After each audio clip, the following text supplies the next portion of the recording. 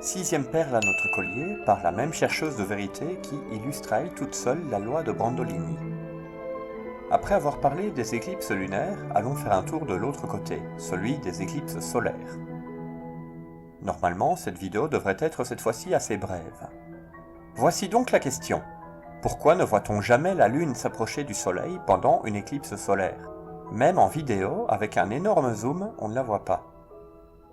Après m'être une nouvelle fois frappé le front avec la paume, je lui demande si elle est familière avec le concept de nouvelle lune. Sa réponse, qu'on peut qualifier de lunaire, laisse à penser que oui, mais en même temps que non.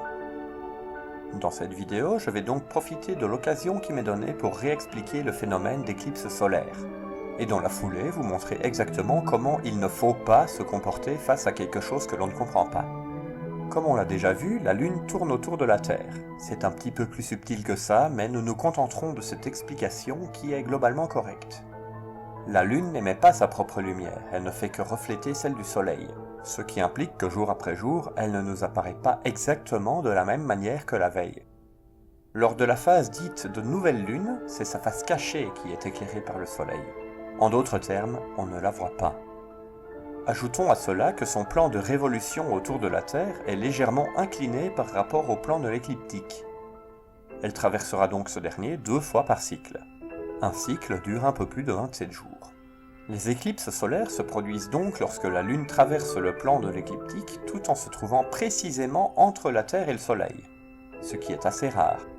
Mais ça arrive, et en plus ça se prévoit très longtemps à l'avance.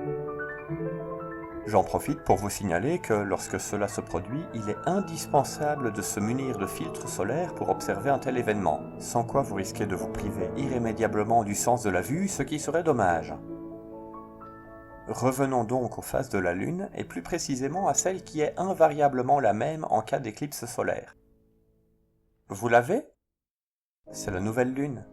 Ben oui, c'est précisément le moment où il est totalement impossible de voir la Lune, avec ou sans zoom, puisque c'est la face cachée qui est éclairée par le Soleil.